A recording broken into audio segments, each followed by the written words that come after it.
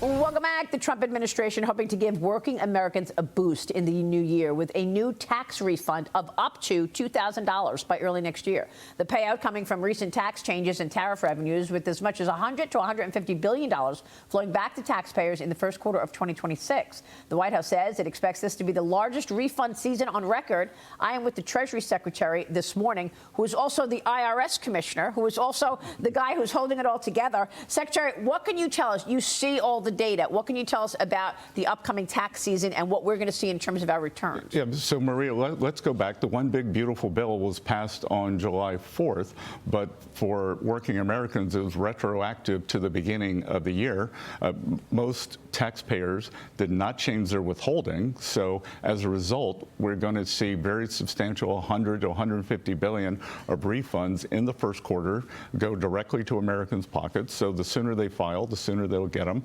Our estimate is it could be 1,000, 2,000 per household, depending on the number of workers. Wow, that is a big deal. So, Secretary, you've talked about this additional money from the tax code that we're getting. You talked about the impact of the big, beautiful bill. It sounds like you think we're going to get a real economic boost for the macro story in the first or second quarter. Is that what you're saying? Yes. I think it's going to... They start lifting off in the first quarter and the second quarter. And, you know, Maria, the other thing, when I started my career on Wall Street in the 80s, people used to focus on trade. Were we building more in the U.S. or were we importing more? We're seeing the trade deficit drop, too. So the trade deficit drop means more production in the U.S. So I think that's something that economists are going to have to start looking again, thanks to President Trump after 40 years. Well, you're proposing a major shift now in how the government approaches financial stability by re-examining crisis-era rules, moving toward a more flexible regulatory framework. This could not be more important. I know President Trump thinks that deregulation is arguably even more important than tax cuts. Yes. Well, they go together, and the tax cuts allow corporations, but more importantly, working families to keep more of what they get from the deregulation. And the deregulation allows us to have substantial growth without inflation. What caused the inflation under Biden was they did this gigantic spending, the series of gigantic spending bills, but then they constrained supply through over-regulation. So what we've done, I chair something called FSOC, the Financial Stability Oversight Council, and these 2008, 2009, 2010 financial rules were too tight. They have hamstrung the American financial system. It was time for a change. We are going to be safe, smart, and sound in terms of our deregulation, but we have to take the financial system out of this straitjacket. Yeah. You know, this substantial increase in private credit, which is outside of the regulated banking system, that tells me that the regulated system is too constrained and has not been able to compete with those who aren't regulated. So we're leveling the playing field, and you know, I believe that we can do that in a way that creates trillions of dollars in credit for this very strong economy we're going to see, and it will be non-inflationary. Secretary, let me move on to China, because we are worried that they are not sending the rare earth magnets that we need in this country. You said to me a month ago that you thought we would have a signed document on a trade deal with China very soon. Where are we with this? And do you trust that, in fact, they are going to flow these rare earths even to companies that are tied to the U.S. military? So, Maria, it's trust but verify. Thus far, the Chinese have done everything. We negotiated a deal in Kuala Lumpur with my counterpart, the vice premier.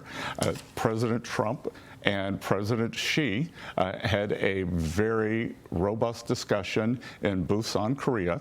And Maria, the good news is President Trump respects President Xi, but more importantly, President Xi has great respect for President Trump. And that is new. That is not like the previous administration.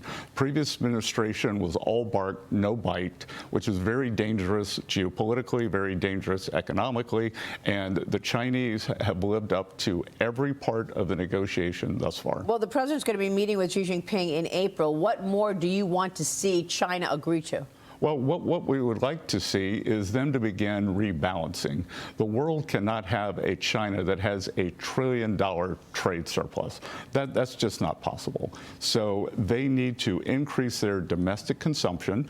Many of our allies, early in the summer, when we put up the tariff wall, I told the Europeans, the Australians, the Canadians, the Brits, Koreans, and Japanese, I said, look, this flow of high-end goods from China, the global South, cannot take all of that.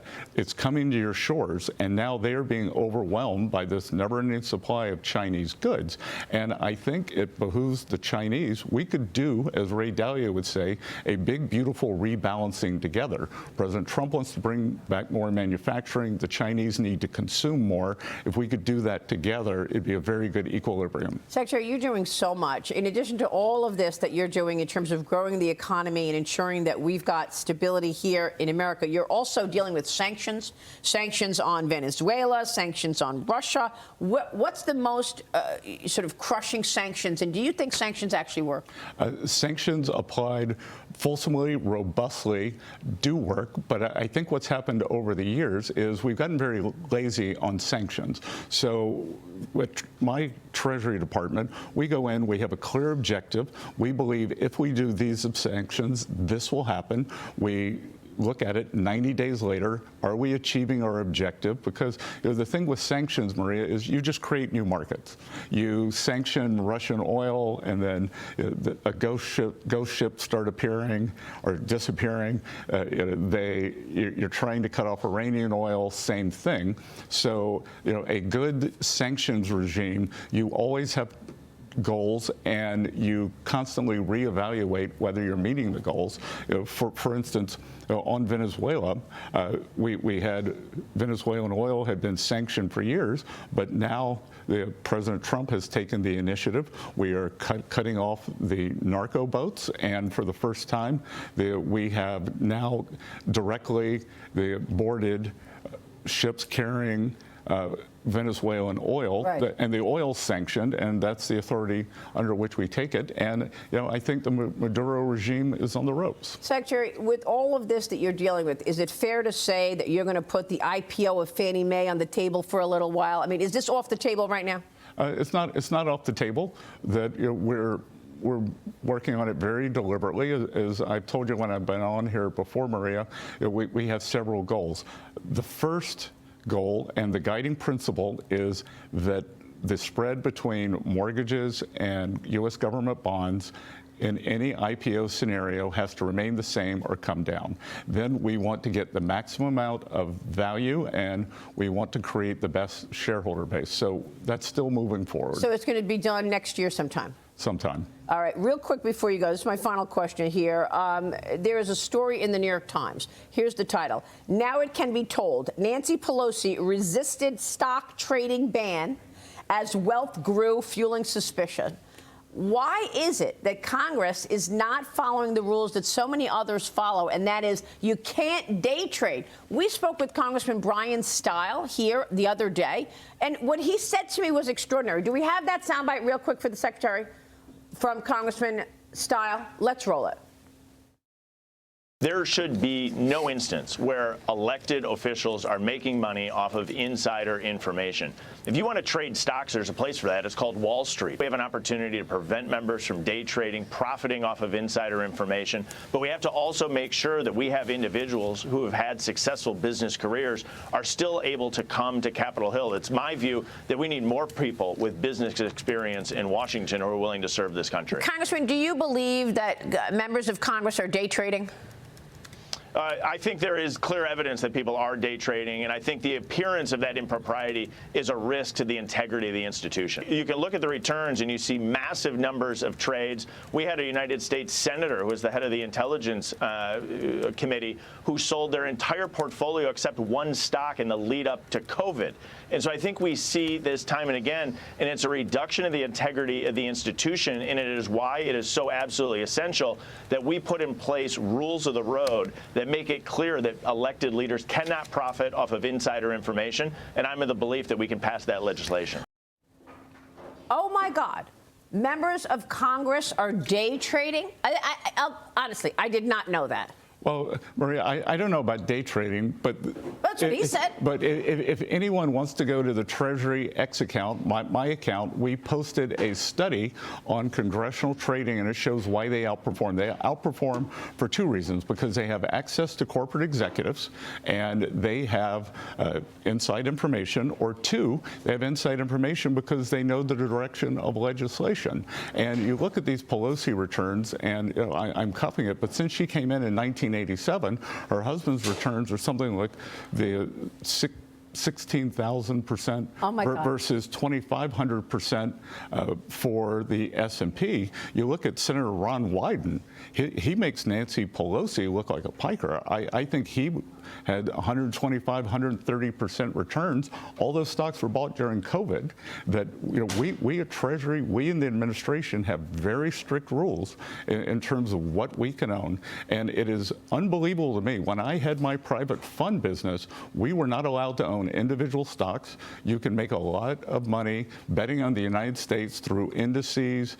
We had trading rules. You could do ETFs, you could do index funds. Exactly. So this is why, exactly as the congressman said, this is why the American people hold Congress in such low esteem. They believe that it's an insider's game. I believe that it would help the institution. It would refocus and look, people come to Congress and to the Senate, to the House and the Senate, to do good for the American people, and it behooves them and their status as great Americans and great patriots to end this now. Unbelievable. I mean, are you surprised at when you see all of this stuff? You've got insider trading potential. You've got attacks and smears against good people. You've got, you know, this threat to democracy on so many levels, and then they say that President Trump is doing that, and yet they are winning the messaging argument on affordability. How is that possible?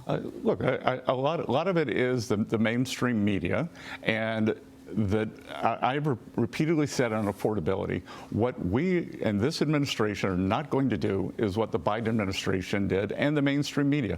They told the American people, you don't know what you're feeling, you don't know how good you have it. They called it the vibe session. And that was Greg Ip at the Wall Street Journal, toxic Paul Krugman at the New York Times, former vice chairman of the Fed, Alan Blinder. You don't understand how good you have it.